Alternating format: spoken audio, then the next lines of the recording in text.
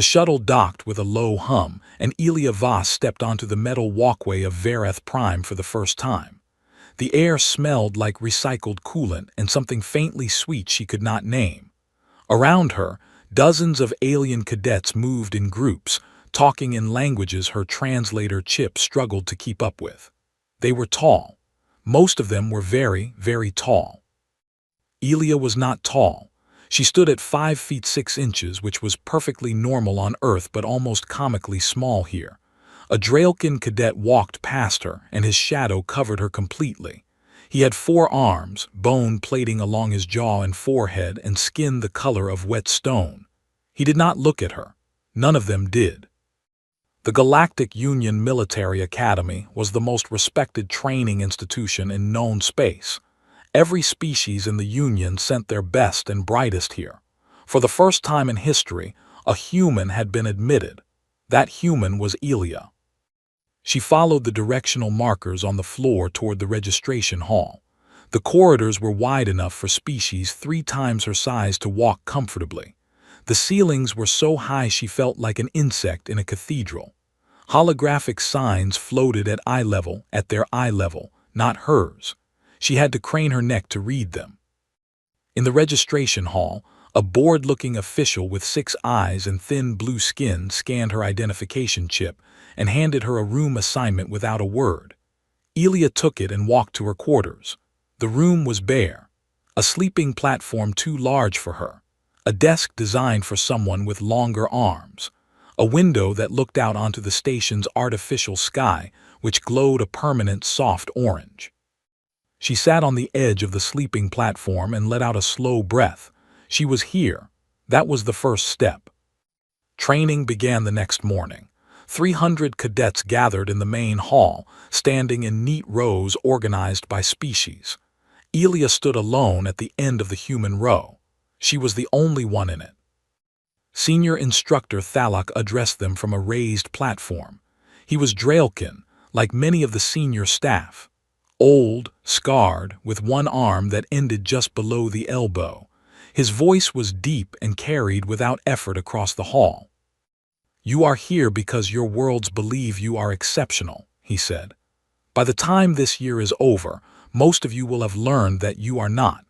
The Academy does not care about your bloodline, your politics, or your species. It cares about results." His gaze swept the room and paused briefly on Elia. She felt it like a cold hand on the back of her neck. Then he moved on. The first weeks were a blur of physical conditioning, tactical theory, weapons familiarization, and team exercises. Elia threw herself into all of it. She could not match the Draelkin cadets in raw strength. She could not match the Valinri in their psychic sensing abilities. She could not match the Torvathi in their natural armor and endurance. But she could run longer than most of them expected. She could think faster under pressure than many of them managed. And she never, ever complained. It was not enough to keep her invisible. Korvan Dihal noticed her on the 3rd day. He was the top-ranked cadet in the class, a Draelkin from one of the oldest warrior families in the Union. He stood nearly 8 feet tall, with 4 arms thick as tree trunks and bone plating that covered most of his upper body like natural armor. When he walked into a room, other cadets moved aside, not out of respect, out of instinct. He first spoke to her in the mess hall. Elia was eating alone, as she always did, when a shadow fell across her tray. She looked up. Korvan stood there with 3 of his friends behind him. He looked down at her the way someone might look at a stain on their boot. "So this is the human," he said. His voice was loud enough for the tables around them to hear. "I thought there had been a mistake in the enrollment records, but here you are." Elia said nothing. "Tell me, little creature," Korvan continued, leaning down so his face was closer to hers. She could see the individual plates of bone shifting under his skin. "Did your species send you here as a joke, or do they genuinely believe you belong among warriors?" "I am here to train," Elia said quietly, "same as you." Korvan laughed. It was not a kind laugh. His friends joined in. "Same as me," he repeated, shaking his head. "Your whole species has been in space for what, 200 years? My family has been producing warriors for 6,000. You are not the same as me. You are a charity case, a political gesture, and everyone here knows it." He straightened up and walked away. The cadets at the surrounding tables looked at Elia, then looked away. Nobody said anything. The incidents grew worse after that. Small things at first. Her equipment locker jammed before a training session, making her late. Her scores on a marksmanship test were mysteriously deleted from the system. Her name appeared on a duty roster for the worst assignments 3 days in a row. Then the small things became bigger things. During a formation run, Corvan's foot caught her ankle and sent her sprawling across the track. He did not look back.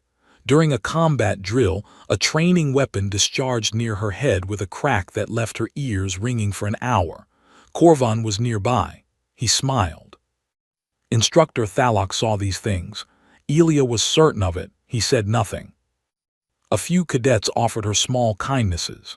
Sitha, a Valinri with silver skin and large dark eyes, sat beside her in tactical theory and shared her notes without being asked. Ren, a Torvathi who rarely spoke to anyone, once adjusted a piece of equipment for her that had been sabotaged, fixing it silently and walking away before she could thank him. But they could not protect her from Corvan. Nobody could. Not because they were unable, but because the Academy had an unspoken rule that everyone understood.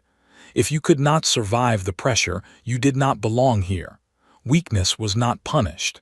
It was simply allowed to destroy itself. On the 14th night, alone in her quarters, Elia opened a locked case she had brought from Earth. Inside were a pair of hand straps, old and worn, stained with years of sweat and use. She held them for a long time, turning them over in her hands. She had not been chosen for this academy because someone felt generous. She had not been sent here as a symbol or a gesture. Earth's military council had reviewed 4,000 candidates and selected one. They had selected the girl who survived alone in the wreckage of a frontier colony for 5 weeks when she was 12 years old. The girl who walked out of the ruins carrying a younger child on her back and asked the rescue team what took them so long. Elia wrapped the hand straps around her fists, slowly, carefully, the way she had done 10,000 times before. She was not here to make friends. She was not here to prove a point. She was here because humanity needed the galaxy to understand something, and words were not going to be enough. She tightened the wraps and began to train. 5 weeks into the semester, the other cadets had stopped wondering whether the human would quit. They had started placing bets on when. Elia heard the whispers. She was not deaf, and her translator chip picked up more than people realized. In the corridors, in the mess hall, in the training yards, they talked about her like she was a science experiment running on borrowed time. The Draelkin cadets gave her 6 more weeks. The Valinri were more generous and said she might last until midterm evaluations. The Torvathi did not bet. They simply watched. Corvan did not bet either. He had moved past amusement and into something colder. Elia's continued presence at the academy was no longer funny to him. It was an insult. Every morning she showed up for formation. Every time she completed a drill without collapsing. Every mark she earned in the classroom. It all chipped away at something inside him that he could not name. So he pushed harder. He began timing his cruelty for maximum visibility. During a squad obstacle course, he grabbed the back of her uniform and threw her sideways into a wall. The impact cracked something in her shoulder. She got up and finished the course. Corvan told the instructor she had slipped. The instructor noted it in the log as a fall. During a zero-gravity maneuvering exercise, someone cut the safety tether on her suit. She tumbled for 90 seconds before the automated systems caught her. Her heart rate never went above 110. The medical officer who checked her afterward said he had never seen a species maintain that level of calm during uncontrolled freefall. Elia told him she had experienced worse. Through all of it, she did not fight back. She did not report anything. She did not raise her voice. Sitha confronted her about it one evening in the study hall. The Valinri sat across from her, her large dark eyes filled with frustration. You know I can feel what you feel, Sitha said quietly. You are not afraid. You are not even angry. You are something else. Something I do not have a word for in my language. Patient, Ilya said. No, patience feels soft. What you feel is hard, like stone heated from the inside. Sitha leaned forward. Why do you not fight him? Ilya looked up from her tactical manual. Not yet, she said. When? When it matters. Sitha stared at her for a long moment, then shook her head and went back to her studies. In the classroom, Ilya was becoming harder to ignore. Her tactical scores were climbing steadily, and she had a way of seeing problems that none of the other cadets could match. Where the Draelkin approached warfare as a direct application of force, and the Valinri relied on information superiority, and the Torvathi built layered defensive strategies, Ilya did something different. She combined everything. She stole ideas from every species' doctrine and stitched them together into something new. The moment that changed how the instructors looked at her came during a wargame simulation in the 7th week. The scenario was called the Korathi Pocket, a famous historical battle that had been recreated as an academy training exercise.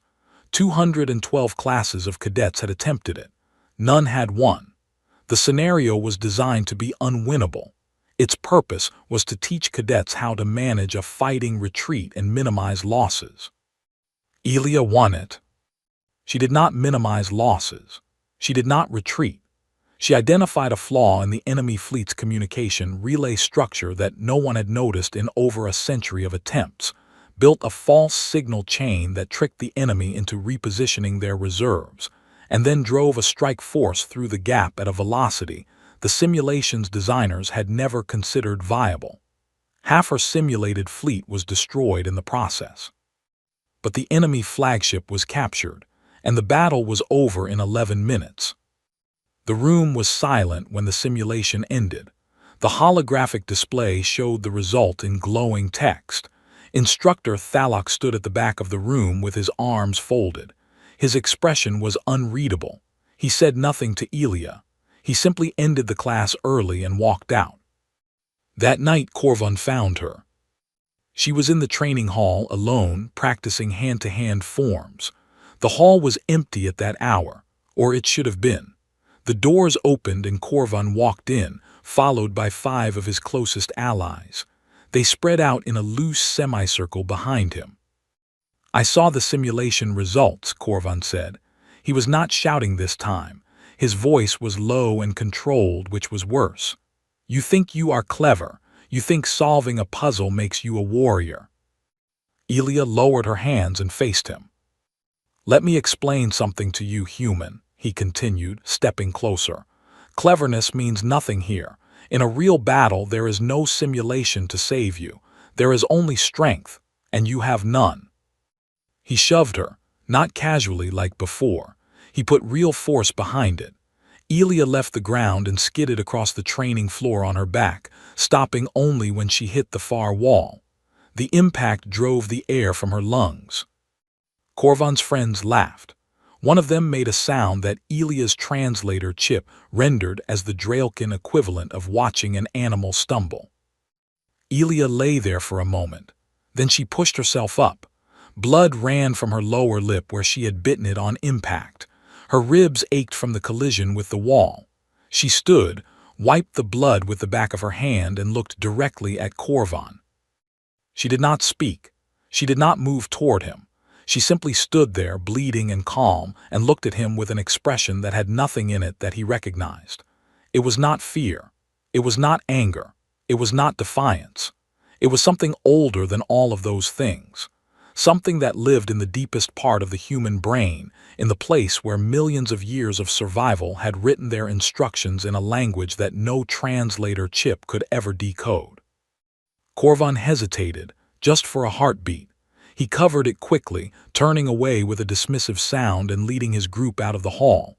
But Ilya saw it, that one fraction of a second where certainty left his eyes. She held onto that moment. 3 days later, the Academy made an announcement that sent a current of excitement through the entire cadet body. The annual Crucible trials were approaching. the Academy's oldest and most celebrated tradition. Ranked combat bouts between cadets broadcast live across Union space. Careers were made in the crucible. Legends were born there. Cadets could volunteer and request specific opponents. Within an hour of the announcement, Corvan Dihal submitted his name and formally requested Elia Voss as his opponent. The request was posted on the public board in the main hall. Cadets gathered around it, reading the matchup in silence. A Draelkin noble, top-ranked in the class, 8 feet tall with 4 arms and natural bone armor, against a human girl who weighed 130 pounds. It was not a challenge. It was an execution notice. An Academy official found Elia in the library and informed her of the request. She had the right to decline. No one would blame her. The official's tone made it clear that declining was the expected and sensible response. Elia closed her book and looked up at the official. "Good," she said. The official blinked. "You accept." "I accept." Word spread through the Academy in minutes. By evening, every cadet on Verath Prime knew that the human had agreed to fight Corvan Dihal in the Crucible. In her quarters that night, Elia unwrapped her hand traps and examined them. They were fraying at the edges. She had owned them since she was 13, when a retired soldier on her colony had started teaching her to fight. Not the clean, formal combat taught in military schools. The ugly kind. The kind designed for a species that had no claws, no armor, no venom, and no psychic abilities. The kind that turned every disadvantage into a weapon and every weakness into a trap. She wrapped them again, tighter than before, and began to prepare for the fight that would change everything. The Crucible trials were 4 days away, and the Academy had become a different place. Corvan trained in the open. He used the main combat arena during peak hours when the most cadets would be watching. He fought sparring drones set to maximum difficulty and destroyed them with brutal efficiency. He moved through combat forms that showcased every advantage his species possessed: the reach of 4 arms, the crushing power of Draelkin bone and muscle, the terrifying speed of a body that weighed 500 pounds but could cross a room in 2 strides. He wanted everyone to see. He wanted Elia to see. She did not watch. She trained alone in a small auxiliary room at the back of the physical conditioning wing. She had requested access to it through the administrative system, and it had been granted without comment. The room had no windows, no cameras, no audience. Sitha found her there on the 2nd day. The Velinri stood in the doorway, her silver skin catching the harsh overhead light, and watched Elia move. What she saw confused her. Elia was not practicing the standard Academy combat forms. She was not even practicing human military techniques as far as Sitha could tell. She was doing something else entirely. Her movements were fluid and controlled, almost like a dance, but underneath the smoothness there was something sharp and dangerous. Every motion flowed into the next without pause. Strikes became blocks. Blocks became redirections. Redirections became throws. It was a system built entirely around the idea that the person using it would always be smaller and weaker than the person they were fighting. "What is this?" Sitha asked. Elia did not stop moving. "Survival," she said. "It does not look like any fighting style in the Academy database." "It is not in the database." Sitha watched for another minute, then spoke carefully. "I felt his mind yesterday. Corvan, he is not treating this as a match, Elia. He wants to hurt you, badly, in front of everyone." "I know. He outweighs you by nearly 400 pounds. He has natural armor. He has 4 arms. The combat analysts are giving you a 0% chance of winning. Literally 0. Elia stopped moving and looked at Sitha. There was sweat on her face and her breathing was steady and controlled. "Good," she said. "Then he will not be prepared for what happens." Sitha wanted to argue. She wanted to tell Elia that courage was not a substitute for physics, but something in the human's eyes stopped her. It was the same look she had seen in the training hall after Corvan had thrown her across the floor. That ancient, unreadable thing. She left without another word. The day of the crucible arrived. The Academy's main arena was built to hold 10,000 spectators, and every seat was filled. Cadets, instructors, administrative staff, and visiting dignitaries from across the Union packed the stands. Above them, floating holographic displays broadcast the event to billions of viewers on hundreds of worlds. The Crucible trials were the most-watched military event in Union space, and this year's opening bout had drawn more attention than any match in recent memory. Everyone wanted to see what would happen to the human. The arena floor was a circle of polished composite material, 40 meters in diameter, ringed by energy barriers that would contain the fighters but allow the audience to see everything. Medical teams stood ready at 2 entry points. The rules were displayed on the main screen.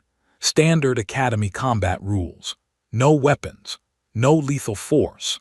The bout continued until one fighter surrendered, was rendered unable to continue, or the presiding instructor called a halt.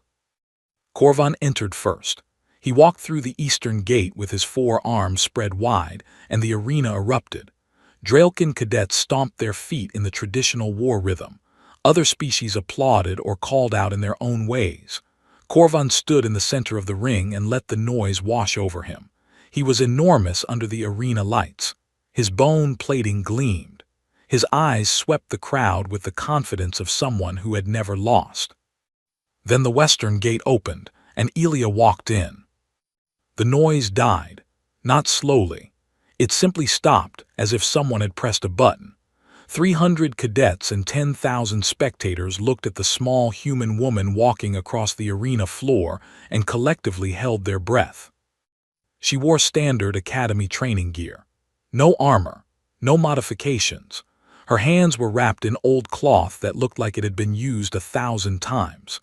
She was 5 feet 6 inches tall and weighed 130 pounds, and she walked toward the center of the ring as if she were walking into her own living room. She stopped 10 paces from Korvan. He looked down at her. She looked up at him. "Last chance, little creature," he said quietly so only she could hear. "Withdraw, walk away, you do not have to do this."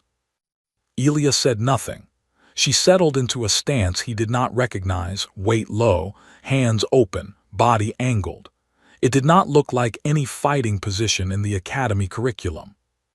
The signal sounded. Korvan moved first. He was fast, impossibly fast for his size.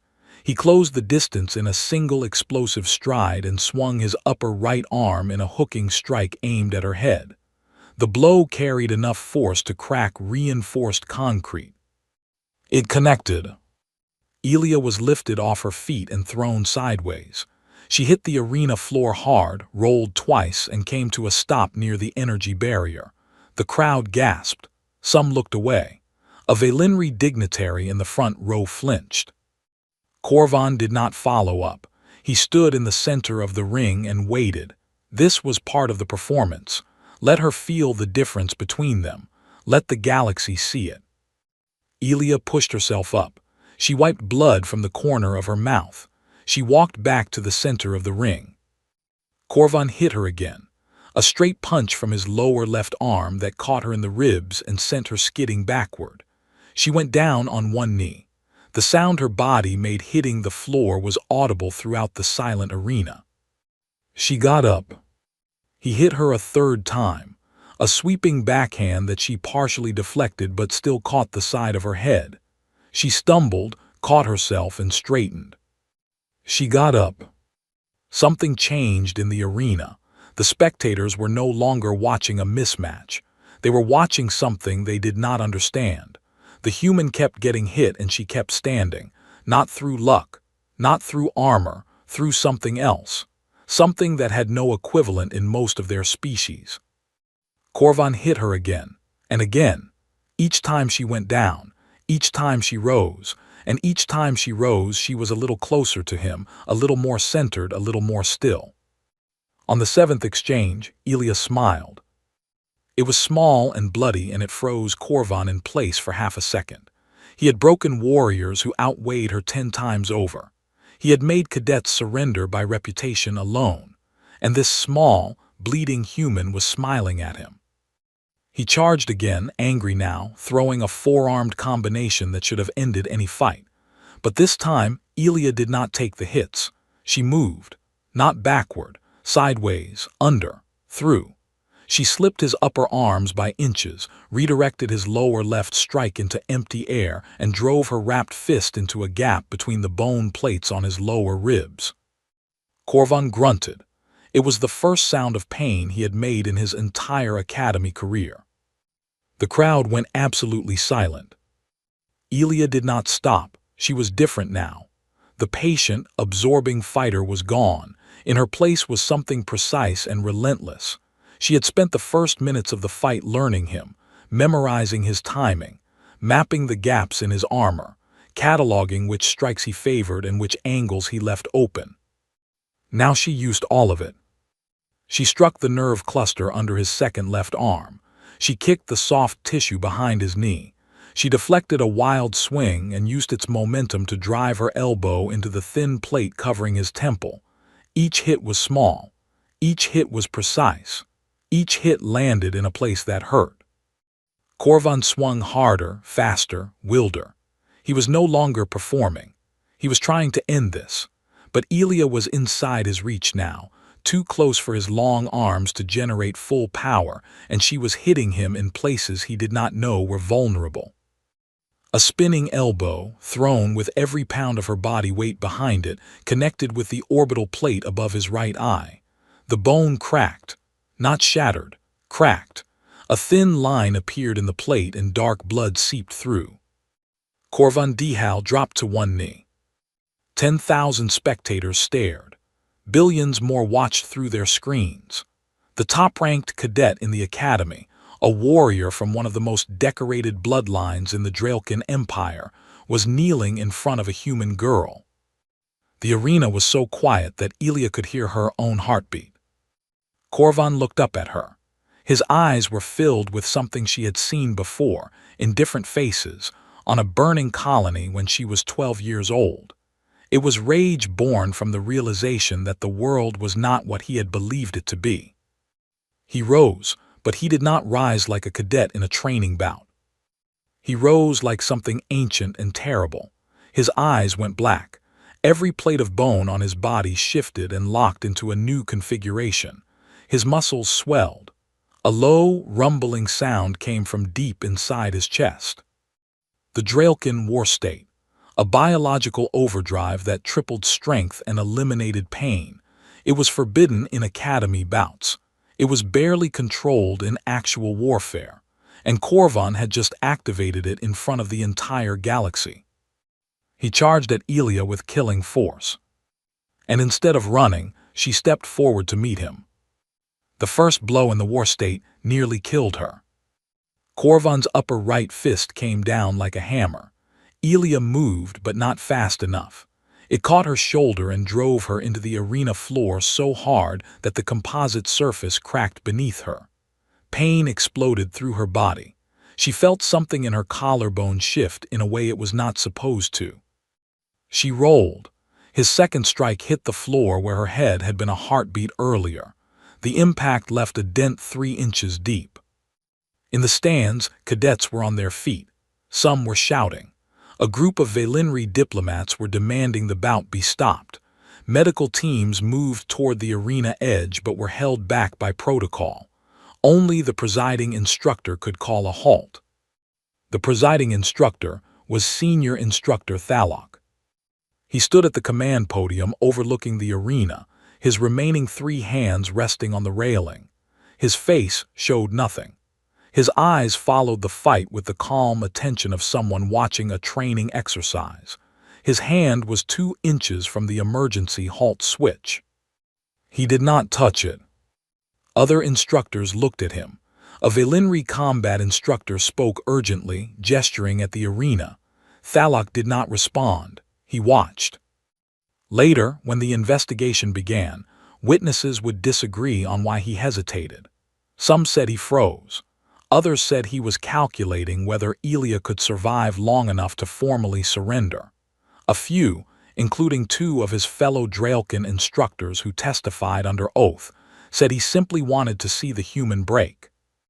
In the arena, Elia was fighting for her life.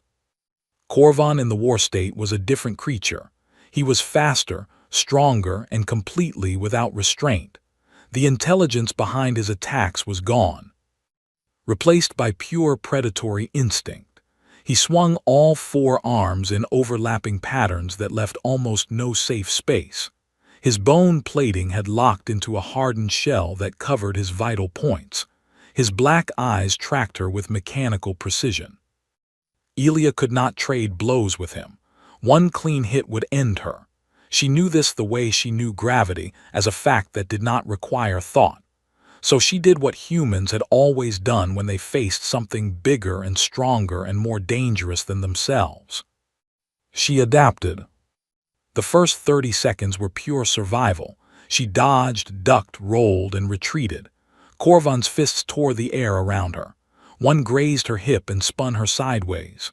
Another clipped her forearm, and she felt the bone flex dangerously close to its breaking point. She was accumulating damage. She could not keep this up. But she was also watching.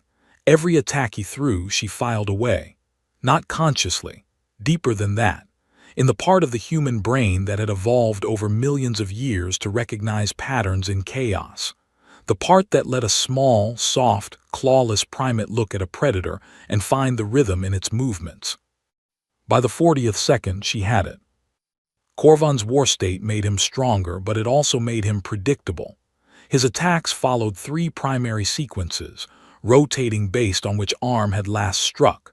There was a gap, tiny, less than half a second between the end of one sequence and the beginning of the next. In that gap, his lower left side was exposed. Elia waited for the gap. It came.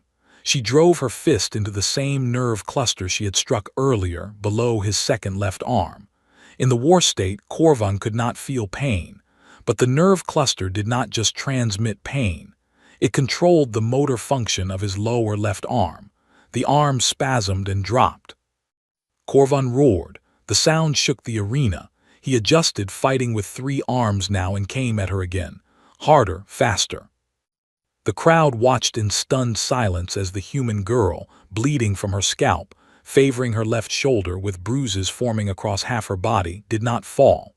She moved through his attacks like water through rocks. She was not faster than him. She was not stronger. But she was reading him in real time, adjusting her movement with every exchange, learning his patterns faster than he could create new ones. This was what the galaxy did not understand about humans. They had read the files. They knew the statistics, death-world species, persistence predators, high pain tolerance, unusual endurance. But reading the words and seeing the reality were two very different things. Humans did not have claws. They did not have venom or armor or psychic abilities or any of the natural weapons that evolution had given to 100 other species across the galaxy. What they had instead was a brain that could learn under pressure, a body that could absorb punishment and keep functioning long past the point where most species shut down, and a will, something deeper than courage, deeper than stubbornness, that simply refused to stop.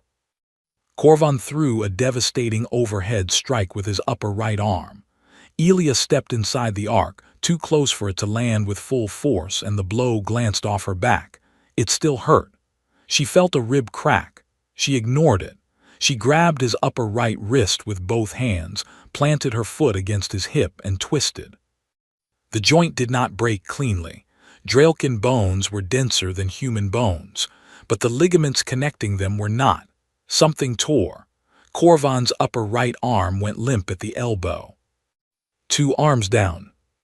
He screamed, not in pain because the war state blocked it, but in rage, pure animal rage. He swung with his remaining upper arm, a wild haymaker that would have taken her head off if it connected. Elia dropped low, letting it pass over her, and drove her knee into the back of his right leg. Once, twice. The third time she felt the joint give, not break, but give, enough. Korvan stumbled. His right leg buckled for an instant. He caught himself, but his movement was compromised now. 2 working arms, 1 weakened leg, and a human who would not stop coming. He lunged at her with everything he had left. His remaining arms reached for her, trying to grab, to crush, to end this by any means. Elia sidestepped, but his hand caught the fabric of her training top and yanked her forward. For one terrible moment, they were face to face. His black eyes were inches from hers. She could feel the heat coming off his body, smell the chemical tang of the war state flooding his bloodstream. He squeezed. She felt the pressure on her ribs increase. Another crack, her vision blurred. She did not panic. She had been in worse places. She had been 12 years old, trapped under a collapsed ceiling beam in a burning colony, with the screams of her neighbors filling the air and no one coming to help. She had survived that. She could survive this. Elia drove her thumb into the soft tissue beneath his jaw, where no bone plate could protect him. She pressed a point that her instructor on the colony had taught her, a point that existed on nearly every bipedal species in the galaxy, where a cluster of blood vessels passed close to the surface. She pressed hard. Korvan's grip loosened. Not much, but enough. She twisted free, gasping, and put 3 steps of distance between them. He came at her again, slower now, damaged, but still coming, still dangerous. Elia set her feet. The arena lights were too bright. Her vision was narrowing at the edges. She could taste blood in her mouth. 3 cracked ribs, a damaged shoulder, more bruises than she could count. She had maybe 60 seconds of effective combat left before her body began shutting down. 60 seconds was enough. She met his charge head-on. She deflected his remaining upper arm with her forearm, feeling the impact shudder through her bones. She stepped inside his reach for the last time and delivered a sequence of strikes that she had been planning since the moment she accepted this fight. Nerve point under the jaw. Heel strike to the damaged knee. And then, with every remaining ounce of energy in her body, a rising hammer fist to the cracked orbital plate above his right eye. The bone shattered. Korvan's head snapped back. His black eyes went wide. For one frozen moment he stood there, swaying, all 8 feet of him with dark blood streaming down his face. Then he fell. He hit the arena floor like a collapsing building, and the impact shook the stands. He tried to rise. His arms pushed against the floor. His legs trembled. He lifted himself 6 inches, then 8, then his body failed him and he crashed down again. Elia stood over him. She was swaying too. Blood ran from cuts on her face and arms. Her left hand was swollen to twice its normal size. She could barely breathe through the pain in her ribs. She raised her right fist.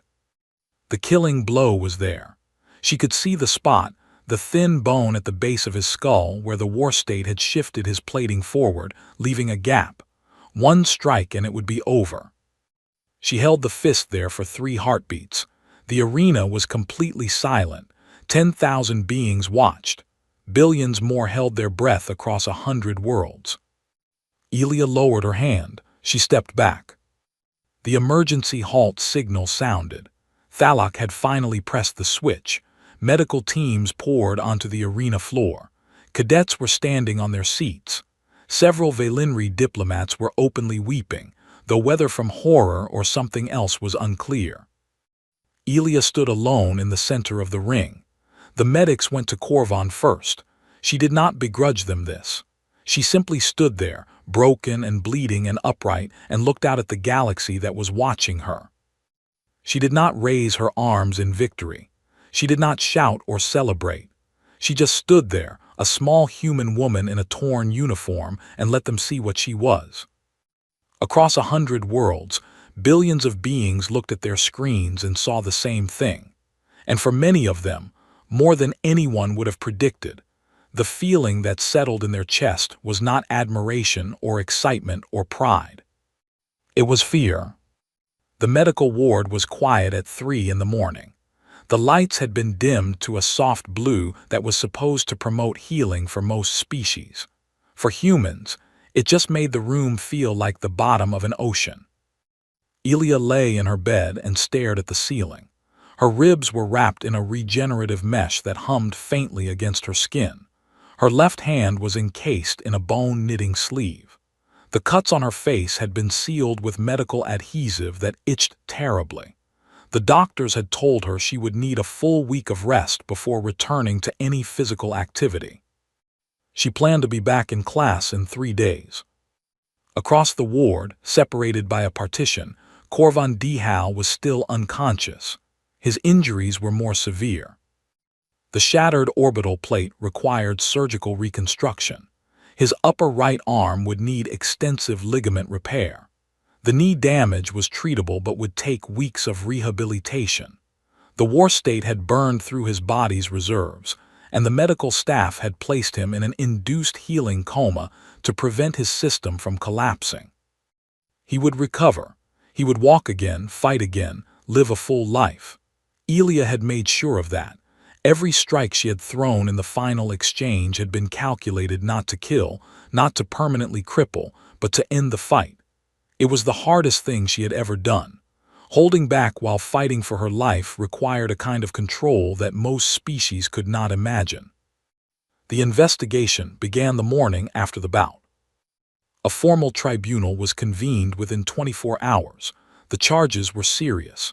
Corvan Dihal was charged with activating a biological war state during a regulated academy bout, which was a violation of 7 separate articles of the Academy Combat Code. The evidence was undeniable. Every camera in the arena had captured the moment his eyes went black and his body began the transformation. His own biology had betrayed him. There was no defense. But Corvan's case was the smaller story. The larger story was Instructor Thalok.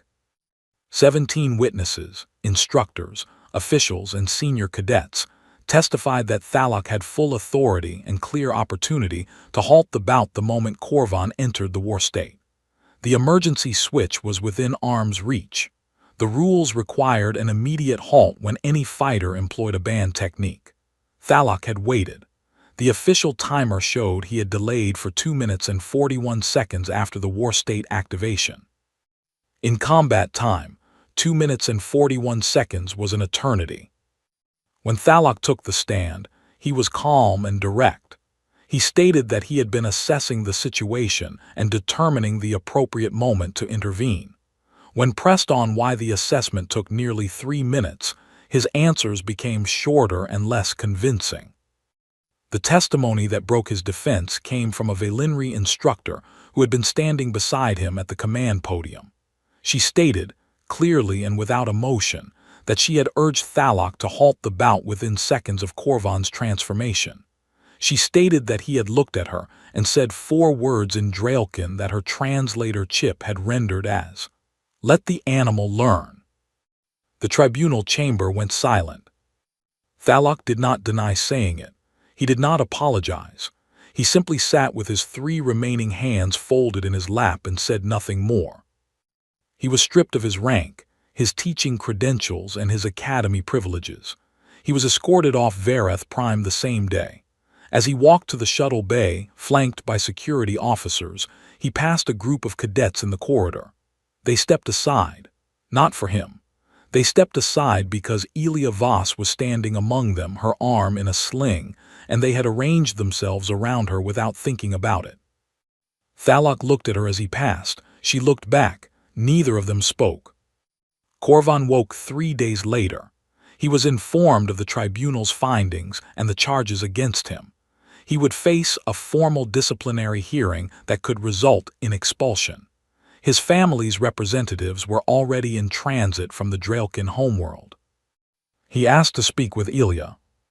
The request was unusual, and the medical staff hesitated. But Elia agreed. She walked into his section of the ward on the 4th morning, moving carefully because of her ribs, and sat in the chair beside his bed. Corvan looked diminished without his war state. His plating was dull. His broken arm lay in a suspension field. The shattered orbital plate had been replaced with a synthetic one that was slightly different in color from the rest of his bone structure. He would carry that mark for the rest of his life. He looked at her for a long time before speaking. "You could have killed me," he said. "Yes," Elia said. "Why did you stop?" "Because the point was never to kill you." He processed this. It took him a while. What was the point? Elia considered the question carefully. When I was 12 years old, she said, my colony was attacked. I was trapped in a building that was on fire. I could not get out. I was too small, too weak. I did not have the right tools or the right body for the situation. But I got out. And I carried a child with me who was even smaller than I was, not because I was strong. Because I decided that I was not going to die in that building, and once a human makes that decision, our bodies find a way to follow through. She paused. The point was for you to understand that. The point was for everyone to understand that. Korvan was quiet for several minutes. Then he said, I was wrong about your species. Yes, Elia said, you were. She left the ward without saying anything else. There was nothing else to say. The weeks that followed changed the academy in ways that would take years to fully understand. Elia returned to class on the third day after the fight, exactly as she had planned. She walked into the tactical theory classroom with her ribs still wrapped and her arms still in a sling and sat in her usual seat. Every head in the room turned to look at her. She opened her datapad and waited for the lesson to begin. The other cadets treated her differently now, not with the fear she had seen on the broadcast screens, something more complex. They had watched a human absorb punishment that should have been fatal, adapt to a threat in real time, dismantle one of the most powerful fighters in the academy, and then choose mercy when killing was easier. They did not know what to do with that information. Sitha sat beside her, as always, and said quietly, the Vilinri High Council has formally requested a human exchange program. They want to study your species' pattern recognition abilities.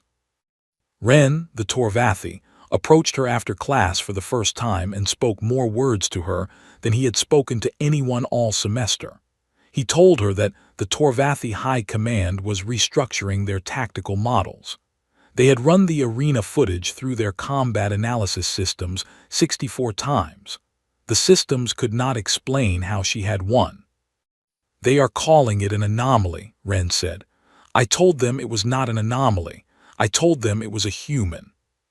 3 days before the end of the semester, Elia was summoned to the office of the academy commandant. The commandant was old even by Vilinri standards. Her silver skin had faded to near white, and her psychic presence filled the room like a low vibration. She sat behind a desk that was bare except for a single data crystal. Sit down, Cadet Voss, the commandant said. Elia sat. I will be direct with you, the commandant said.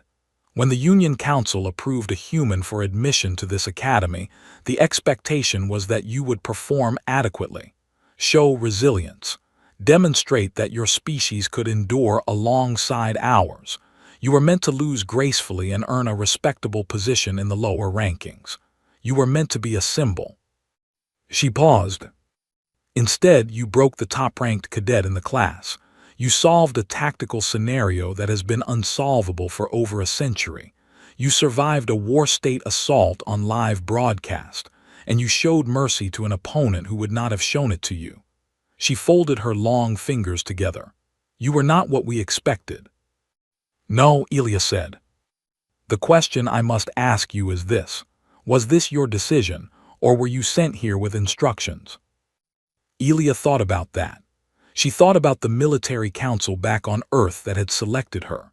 She thought about the retired soldier who had taught her to fight on a colony that no longer existed.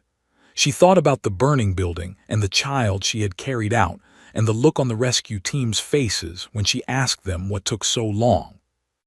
I was sent here to show you what we are, Elia said, but what I showed you, that was mine. The commandant studied her for a long time. Then she nodded once and dismissed her. Elia walked out of the office and into the wide corridor that ran along the academy's central spine. The artificial sky above was glowing its permanent soft orange. Cadets moved through the hall in groups, heading to classes, to training, to the mess hall. As she walked, they parted around her, not in fear, in recognition. A Draelkin cadet she did not know gave her a nod. A pair of Torvathi engineers stepped aside and dipped their heads. A young Vilinri, no older than Elia, stopped and simply stared at her with wide, dark eyes full of something that looked like wonder. Elia walked through them all. She was bruised. She was scarred. Her ribs still ached when she breathed too deeply. She was 5 feet 6 inches tall and weighed 130 pounds, and she was the most talked-about cadet in the history of the Galactic Union Military Academy.